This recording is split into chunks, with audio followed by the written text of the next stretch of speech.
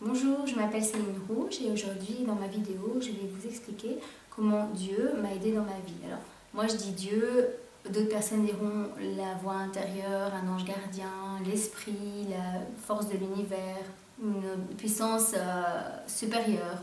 Voilà, moi je dis Dieu parce que j'ai été élevée comme ça et que ça me touche, mais on parle de la même chose. Eh bien, avant de sortir dans les témoins de Jéhovah, pendant un an, nous avons vécu énormément de choses. Je vais essayer de résumer un petit peu très vite en 5-10 minutes ce qu'on a vécu, mais c'est vrai qu'au niveau émotionnel ça a été très intense. Et donc le premier élément déclencheur qui nous a fait prendre conscience qu'il y avait un grave problème, c'est que nous avions été notés publiquement. Donc lors d'une réunion, un ancien avait fait un discours en disant que nous étions, bien sûr ils n'avaient pas cité de nom, mais ils avaient dit que c'était une famille avec 3 enfants qui prêchaient le week-end donc avec nous. Et donc ils ont expliqué que nous étions suspicieux parce que nous ne voulions pas que nos enfants prêchent seuls avec des hommes. Et donc nous traitions les anciens de pédophiles. Donc il faut savoir que nous n'étions pas du tout suspicieux, c'était quelque chose qu'on avait décidé pour n'importe quel homme et pour n'importe quel enfant qui étions les nôtres. Et donc ce discours m'a énormément bouleversée. On avait discuté avec les anciens après, mais qui ont dit que c'était dans notre tête, que c'était pas du tout nous concernant, qu'on nous avait vraiment pris pour des imbéciles. Et ça m'a tout à fait ébranlée dans ma foi par rapport à l'organisation des témoins de Jéhovah, pas par rapport à Dieu, mais ça m'a ébranlée parce que je me suis dit comment on peut humilier des parents en public, traiter des parents de gens incapables, stupides et suspicieux devant leurs propres enfants. Comment on peut... Moi j'étais en plein allaitement, donc en plus j'étais très malade, donc j'étais vraiment très fragilisée. Comment on peut ne pas tenir compte des sentiments des personnes et jouer aux euros et sans même nous prévenir qu'il y avait quoi que ce soit. Ça m'avait énormément blessée et j'ai vraiment cru que le ciel s'effondrait à ce moment-là. Et donc la conséquence a été qu'on ait connu le rejet des témoins de Jéhovah et le jugement, la calomnie, enfin tout ce qui est très coutume dans ces genres de communautés-ci. Alors, par rapport à ça, qui était vraiment quelque chose d'énorme, moi j'avais décidé de passer au-dessus, parce qu'on nous apprend que pour évoluer dans la vie, il ne faut pas fuir ces problèmes, il faut passer au-dessus. Donc j'avais pris mon courage à deux mains, je me suis dit que maintenant, de toute façon, même si demain on irait dire que j'étais une prostituée, moi je savais que c'était faux, donc j'apprenais à avoir confiance en moi et de me dire que ça m'aidera finalement à accepter qu'on dise n'importe quoi, mais que moi, devant Dieu, je sais qui je suis. Mais en dehors de ça, qui était quand même une énorme chose à vivre, j'ai eu un accident de voiture quelques temps plus tard, qui a fait que toute la voiture a été coupée en deux, donc on avait fait quelques réparations parce qu'on n'avait pas beaucoup les moyens, mais ça devenait déjà compliqué. J'avais vraiment besoin de la voiture pour aller aux réunions, pour prêcher et pour tout le reste.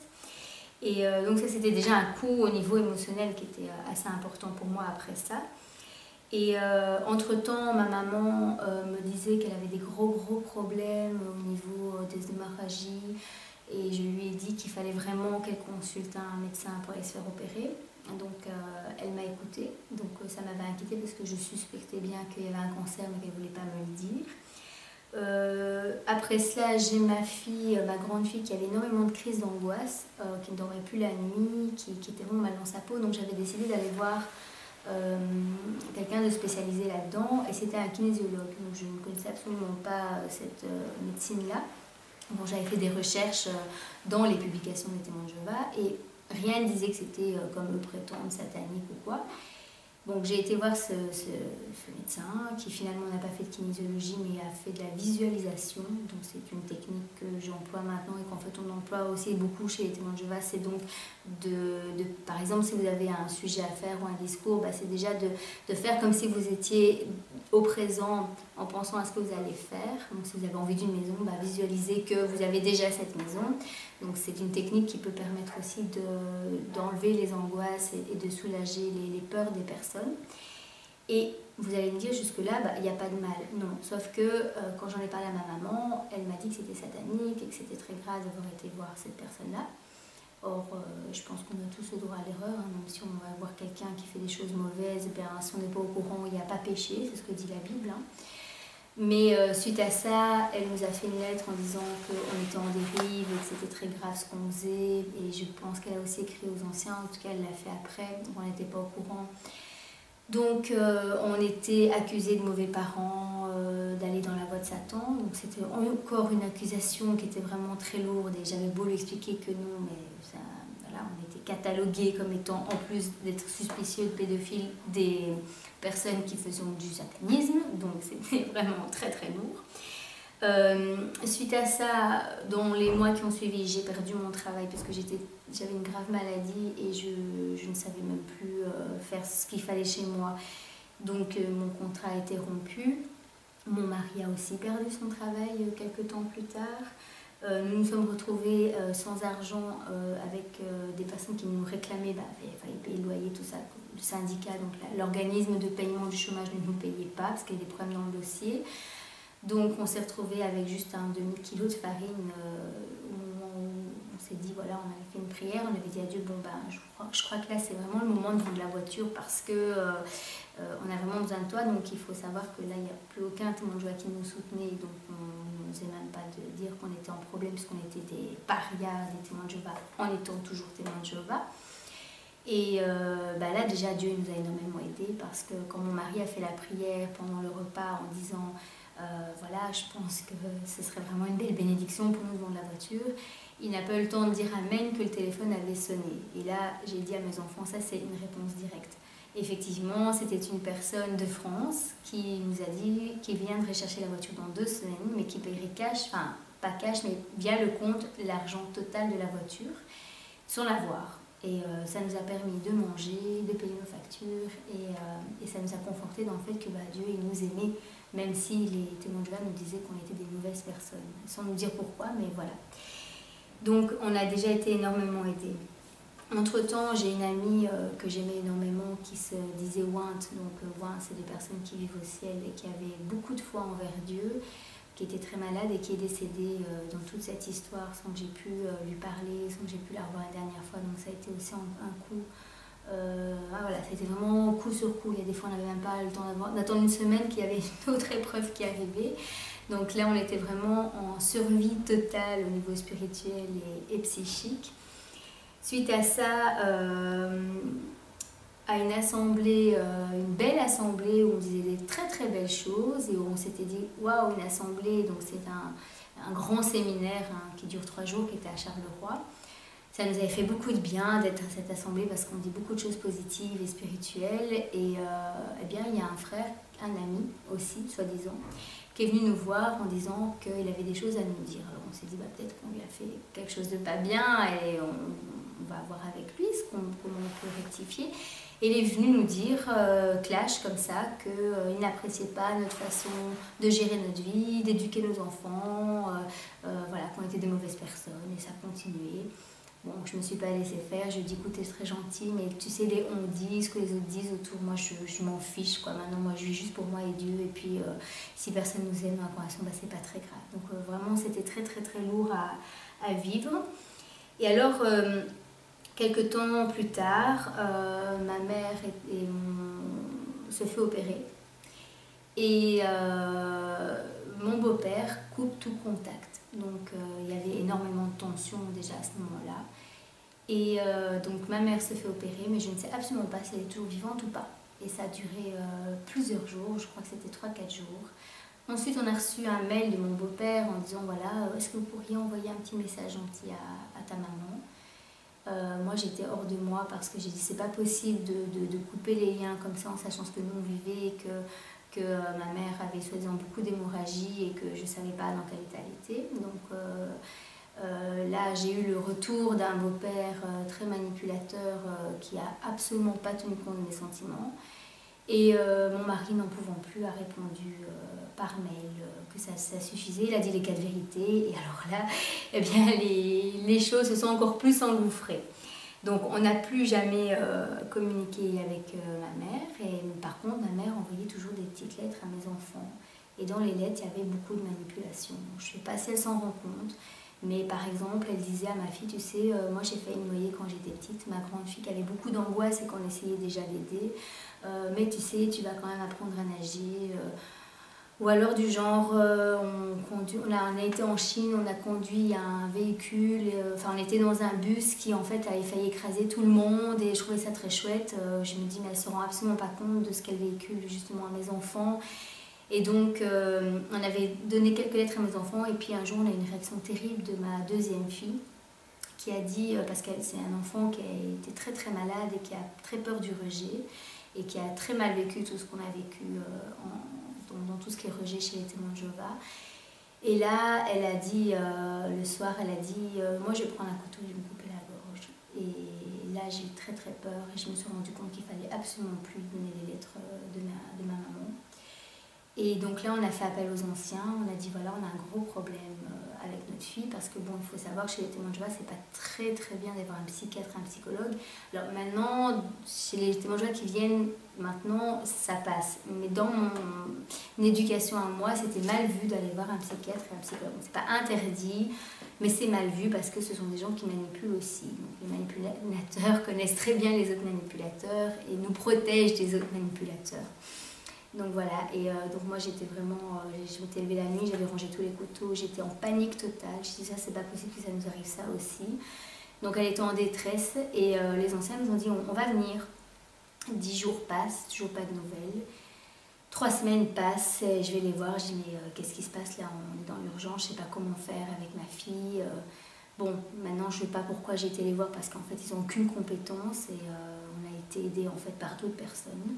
Et puis Dieu nous a mis des livres qui nous ont permis de comprendre et de se construire et d'aider notre enfant. Mais donc voilà, on s'occupe de vous, mais en fait on n'en a rien à foutre et on ne les a jamais vus. Et puis un jour j'ai eu au téléphone un ancien qui était du Bethel, donc haut placé, hein, dans une maison, parce que dans chaque pays il y a un Bethel, et donc on avait le privilège d'avoir un Béthélite chez nous qui savait beaucoup de choses. Et un jour au téléphone il m'a dit qu'on était l'une des seules familles à avoir autant de réunions pastorales, c'est-à-dire qu'ils se déplacent chez vous. On en avait eu 3-4. Oui, voilà, donc encore une fois, oui, vous êtes une famille à problème. Voilà, effectivement, en fait, on n'était pas une famille à problème, on était une famille qui essayons de sortir de nos souffrances et en fait, on cherchait les réponses à l'intérieur de la communauté qui nous faisait souffrir. Donc forcément, tout ce qu'on nous proposait, ça ne fonctionnait pas. Alors, suite à ça, on a appris que ma mère avait envoyé tout notre dossier, nos mails, notre courrier, toutes nos choses intimes à un ancien. Mon mari a réagi, il a dit que si mon beau-père était là, il allait casser la gueule. Je comprends, je comprends, mais voilà, moi à l'époque, ça m'a encore beaucoup perturbée parce que c'était toujours dans quelque chose d'émotionnel très très très tendu. Et les anciens n'ont rien fait, hein. Ils ne se sont pas demandé si ça allait bien, ils nous ont laissé bien comme ça. Et quelques temps plus tard, j'ai ma grand-mère, en fait qui n'est pas ma grand-mère, qui est la mère de mon beau-père, donc c'est ma grand-mère de cœur, voilà, qui est décédée, mais je n'ai pas été conviée à l'enterrement puisqu'il ne parlait plus. J'étais pas excommuniée, hein, mais il ne parlait déjà plus. Donc j'ai reçu comme ça, voilà, ta grand-mère est décédée, pour information, un faire-part, c'était même pas un vrai faire-part, c'était une photocopie d'un faire-part. Là j'ai dit, je fais l'autruche parce que là c'est vraiment trop. Et alors après ma mère m'a dit plus tard que j'en avais rien à foutre. Non, j'étais dans la merde totale, donc je ne pouvais pas m'occuper de quelque chose où on n'avait rien à faire de mes sentiments non plus, donc j'ai laissé ça de côté. Parce qu'en même temps que ça, j'ai ma belle-mère, donc ça c'était la femme de mon vrai papa, qui m'appelle pour dire que mon papa était entre la vie et la mort. Et donc j'aurais dû normalement partir le voir, mais les circonstances ont fait que j'ai pas pu. Et quand quand elle m'a contactée quelques temps plus tard, elle m'a dit que voilà, il a réussi à pas mourir, on l'a sauvé, mais il avait perdu 30 ans de mémoire. Donc il faut savoir que pendant 16 ans, j'ai pas vu mon papa, parce que quand vous êtes témoin de Jéhovah et que les autres ne le sont pas, il y a une opposition terrible et c'est pas vivable. Donc j'avais coupé les ponts. Je l'ai revu donc il y avait quelques temps, il y a 5-6 ans de cela. Et donc, je l'ai vu pendant 2 ans, quelques fois, et ces 2 ans que j'ai vu, il les a tout à fait oubliés. Donc ça a été pour moi une deuxième perte énorme. Donc j'ai toujours contact avec lui, mais il est très très handicapé et c'est très très difficile à vivre. Et voilà, par rapport à à ce qu'on a vécu. Alors c'est vraiment en grand parce qu'on a eu encore plein de trucs. Je n'ose même pas imaginer ce qu'on a vécu pendant un an. J'ai cru à un moment donné qu'en fait on avait même, parce qu'on parle beaucoup de Satan chez Témoin de Jéhovah, toutes les peurs, les angoisses, tout ce qui est mauvais c'est Satan. Et j'ai vraiment cru que Satan était derrière ma porte. Un jour j'ai même plus voulu ouvrir ma porte parce que je dis Satan il est là derrière ses joues, je vais me faire dévorer. C'était vraiment littéral. Et avec le temps j'ai compris que c'était pas Satan, c'était notre peur de perdre ce qu'on avait.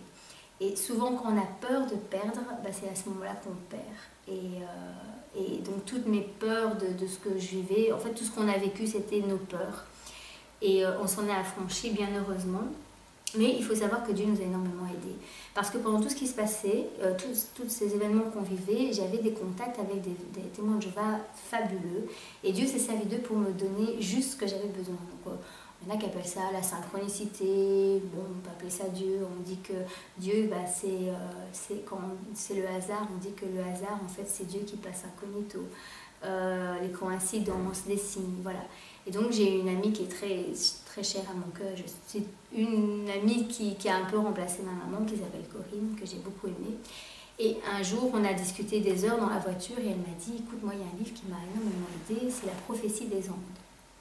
Et j'ai retenu ça. Et puis un jour, j'étais comme par hasard à la bibliothèque et le livre, il est tombé devant moi. J'ai dit, il faut que je lise ce livre. Et là, j'ai commencé à comprendre comment fonctionnent les humains, comment fonctionnent les énergies. Parce que moi, j'avais plus du tout d'énergie, j'étais dans une maladie très, très grave. Et j'ai commencé à faire mon chemin, mon propre chemin spirituel. Et donc, Dieu m'a donné des livres avant de partir de Témoin de Jéhovah qui m'ont énormément aidé. J'ai appris la manipulation, la contre-manipulation. Bon, la manipulation, pas pour manipuler, mais comment fonctionnent les manipulateurs pour les détecter. J'ai lu un livre sur le lâcher-prise, j'ai lu un livre sur la PNL.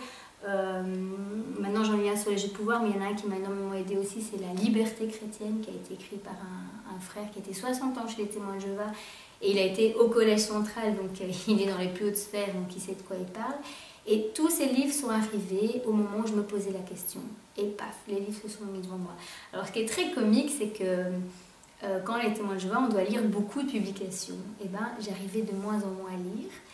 Et maintenant que je suis plus Témoin de Jéhovah, je crois qu'en un an, j'ai battu le record de tout ce que j'ai lu en 30 ans. J'ai même relu mes Bibles. Bon, j'ai acheté des Bibles qui n'étaient pas de celles des Témoins de Jéhovah. J'ai comparé. J'ai fait un travail d'études et de recherche, mais très facilement, de dingue. Et donc voilà, je crois que j'ai dû lire des 10 milliers de pages. C'est vraiment énorme. Et donc, si je vous dis ça, c'est pour vous dire que finalement, nous, on a fait beaucoup de résistance. C'est pour ça qu'on a vécu tout ça. Parce que nous, on voulait vraiment s'accrocher et on ne voulait pas ouvrir les yeux. Et quand on ne veut pas ouvrir les yeux, on est un jour face à un mur. Et là, toutes les conséquences de ce qu'on ne voulait pas ouvrir les yeux, elles arrivent. Et là, tout est arrivé en même temps. Mais ce qui est magnifique, c'est que j'ai appris les techniques qui m'ont permis de changer totalement ma vie. Et donc ça, je les ai appris dans les livres. C'est des techniques qu'on utilise aussi chez les Témoins de Jéhovah. Alors ça vient un peu de la PNL. En fait, c'est un peu comment fonctionne notre cerveau.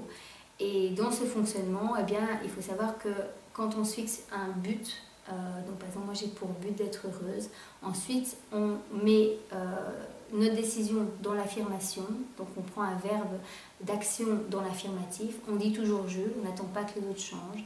Et donc moi je me suis mis en action avec ces techniques-là, j'ai dit voilà, maintenant je décide que ma vie, c'est moi qui la reprends en main. Et on a fait ça dans plein de choses. Donc on a eu une maison. Alors ça n'a pas été tout de suite parce qu'on vivait dans un appartement de 2 chambres, on avait 3 enfants, donc c'était vraiment pas vivable. Et alors, quand on est parti Témoin de Jéhovah, tout n'a pas été rose tout de suite. On a eu une période de reconstruction, on a encore beaucoup souffert. Et puis, au moment donné, j'ai dit maintenant c'est fini, je veux plus souffrir, je veux voir l'avenir et me construire. Donc finalement, continuer ma spiritualité sans organisation. Et on croit que c'est dur, mais en fait, c'est beaucoup moins dur et c'est beaucoup plus valorisant. Et on va beaucoup plus vite finalement, parce qu'on n'a pas de bâton dans les roues. Et à ce moment-là, donc 4 mois après qu'on est parti des Témoins de Jéhovah, on a reçu une convocation pour un logement social. Et en fait, ce logement social, il était juste à côté de la salle des Témoins de Jéhovah. Et quand on a fait le bilan de ce qu'on avait reçu, en fait, c'était un logement qui était très cher, qui était tout petit, le paysage ne me plaisait pas. Et donc on s'est dit du lundi au dimanche, parce que c'était une salle où il y avait en fait les deux congrégations, parce qu'on avait fait toutes les deux, donc on connaissait plus de 200 témoins de Jéhovah. Et quand on avait fait le périphérique de tous les gens qui habitaient autour, sur 3 km, en fait on avait plus de 300 témoins de Jéhovah qu'on connaissait très bien.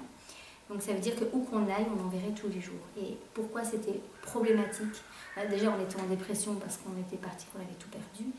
Et en plus, les témoins de Jéhovah nous regardaient très méchamment. Il y a des gens qui ont agressé mes enfants par le regard. Mes enfants ont eu peur. Des gens intimes, des gens qu'on a aidés, qu'on a sortis de graves problèmes aussi. Il y a une personne qui est venue mettre une sardine dans notre boîte aux lettres. Donc je sais pas si c'est vraiment très chrétien. Maintenant on en rigole, mais voilà, sur le coup on se dit mais c'est pas possible d'être comme ça.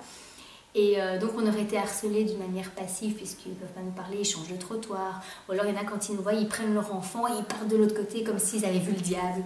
J'ai dit moi je ne peux pas continuer à vivre comme ça. Et là ça nous a incité en fait à porter une plainte à la police, bon qui n'a pas eu de suivi parce que des plaintes comme ça, il n'y a pas de preuves et voilà. Mais ça nous a permis de prendre vraiment conscience de ce qu'on avait vécu et de se reconstruire. Et alors on a fait les papiers pour pouvoir changer de logement. Et on a eu, après j'ai dit, mais finalement, moi j'ai envie d'une maison. Eh bien on a eu une maison. Et puis tout ce qu'on avait envie, tout s'est réalisé. Donc moi j'avais une maladie qui s'appelle la fibromyalgie. Et j'étais pas très convaincue que j'avais cette maladie-là parce que j'avais beaucoup d'autres symptômes depuis que je suis enfant. Et mes enfants avaient des problèmes aussi. Et je me suis dit, il y a quand même quelque chose qui ne va pas. Et voilà, j'ai dit à Dieu, eh bien maintenant je veux savoir ce que j'ai comme maladie et je veux qu'on me reconnaisse. Et bien le jour où j'ai rempli les papiers pour la reconnaissance de la maladie, ce jour-là, une personne m'a donné le nom de la vraie maladie que j'avais. On a fait des tests, effectivement mes enfants sont atteints. Mais la très bonne nouvelle, c'est que maintenant on est pris en charge d'une manière correcte et qu'on va super bien. La maladie que j'ai, donc la deuxième, c'est Henler dans l'os. Ça ne veut rien dire, c'est le nom de médecins qui ont trouvé cette maladie. Mais cette maladie, si on la prend à temps, eh bien, il n'y a pas de problème. Si on ne la soigne pas, il y a des gens qui se retrouvent en fauteuil roulant. Donc voilà, on a eu plein de bénédictions. Moi, j'ai appris à me revaloriser, même à me valoriser, parce que je n'avais jamais appris ça chez les témoins de Jéhovah. On a aussi compris pourquoi on était si différents des autres, que ce soit chez les témoins ou à l'école, parce qu'en fait on travaille beaucoup, enfin je dis on parce que c'est mon mari et mes enfants comme ça, on travaille beaucoup du cerveau droit, donc beaucoup de personnes appellent ça des surdoués, des HP, voilà, moi je sais pas comment on devrait appeler ça parce que c'est pas top de mettre une étiquette, mais en tout cas on a une intelligence intuitive très forte. Et grâce à ça, quand on s'écoute, on avance. Alors, c'est pas pour être orgueilleux, mais le fait de comprendre qu'on fonctionne plus avec le cerveau droit nous aide à évoluer dans la vie d'une meilleure façon. Grâce à ça, on a trouvé des écoles qui convenaient à mes filles, parce que mes filles étaient aussi vraiment mal dans leur peau dans les écoles, parce qu'elles ne s'étaient pas comprises par rapport à leur fonctionnement.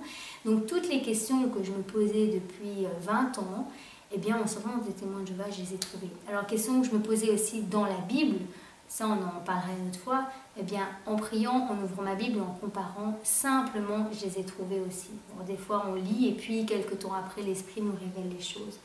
Et tout ce que j'avais envie finalement est arrivé. On a commencé j'avais envie d'un potager, 2 jours après il y a quelqu'un qui me dit tiens il y a une tercelle par là.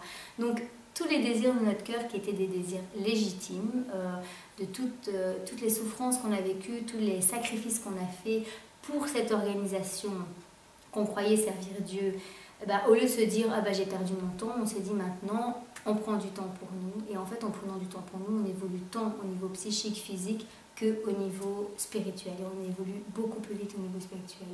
J'ai compris aussi c'était quoi le vrai amour pour le prochain. Parce qu'on vous clame chez les témoins de Jéhovah qu'on a l'amour pour le prochain. En fait, nous, les personnes qui sont là, elles sont sympathiques et c'est une communauté qui se connaît. Et c'est pareil quand vous allez au bowling ou au foot, du moment que les gens ont le même but ou le même atome crochu, ça fait que les gens sont sympathiques entre eux. Mais le véritable amour, je l'ai vu chez des gens qui n'étaient pas témoins de Jéhovah et d'une manière beaucoup plus simple. Et on s'est aussi inscrit dans beaucoup d'associations. Et alors, donc ça nous a permis de connaître beaucoup de gens formidables, d'aider aussi des gens. Et j'ai mis, comme j'étais au chômage mais que je voulais créer mon propre travail, j'ai mis au point donc une association qui s'appelle Chocopa et qui aide les petites chenilles qui sont dans les manipulations, qui sont enfermés dans leur cocon à devenir un papillon. Parce que je suis certaine de ça, et je l'ai toujours dit depuis que je suis enfant, Dieu il n'a pas créé une rose pour qu'elle reste un bouton, il a créé une rose pour qu'elle s'ouvre, il a créé des chenilles pour qu'ils deviennent des papillons. Et si on ne réagit pas aux manipulations extérieures, on reste dans notre cocon et on peut mourir dans son cocon. Et voilà, et donc moi j'ai pas envie de faire du prosélytisme comme les témoins de Jéhovah le font, mais juste je suis là pour les personnes qui ont besoin de répondre à leurs questions. Voilà, donc ce que je voulais vous montrer dans cette vidéo, c'est que finalement, il y a une vie après les témoins de Jéhovah, qu'elle est beaucoup plus valorisante et qu'on est on est mieux dans notre peau à condition de comprendre ce qui s'est passé, de se poser des bonnes questions, d'avoir des bons objectifs et de chercher les techniques pour les atteindre. Voilà, j'espère que ce que je vous ai expliqué vous aura convaincu ou plu ou aidé. Et je vous dis à une autre fois pour une autre vidéo.